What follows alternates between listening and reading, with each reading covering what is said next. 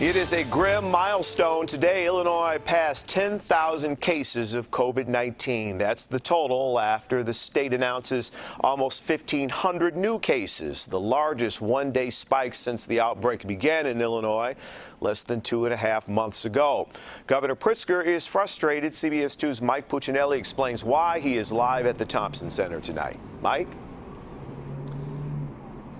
Jim, that's right. He has some issues with one of our neighboring states. That, as the state's director of public health announced today, 1,453 new cases. That is the largest single-day jump up since our first case was reported way back on January 24th. Sobering. That's how Illinois' public health director described news that the state surpassed 10,000 COVID-19 cases. The more cases means the more hospitalizations. The more hospitalizations means more deaths. And then Dr. Ngaze Ezike announced Illinois' biggest one-day jump. We added 1,453 new cases and, unfortunately, 33 new deaths. We have a total of 243 precious lives lost. That is the number of patients in the world, soared above 1.2 million, with about a quarter of those in the U.S. So seeing a border state like Iowa without a stay-at-home order is maddening for our governor. I'm frustrated for the people who live in those states. I mean, I'm frustrated for us, too. If you look at some of our border states who just went to stay-at-home or haven't even gone to stay-at-home yet. Iowa. Then, you know, it's obviously this has an effect on Illinois.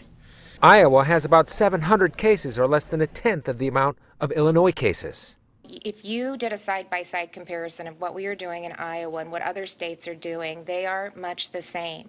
Even those states that have implemented shelter-in-place orders have kept the majority of their businesses open, similar to our orders. But Pritzker says it's the federal government that really should have issued a mandate.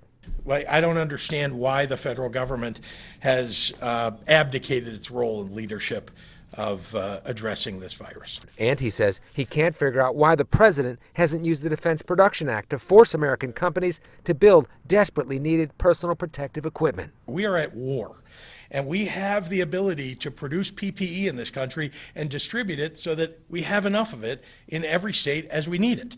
And we had the ability to produce enough ventilators so that we could reach at peak everybody that would need a ventilator in this country. But again, the White House failed to use the Defense Production Act to do this, to help us across the country. As for people who continue to ignore the stay-at-home order, well, the governor wasn't pulling his rhetorical punches. That those people either are not paying attention to the news or they're stupid. That's all I can say. I mean, there's no reason why somebody should be ignoring this. You could be giving it to your own family, and you could get it yourself.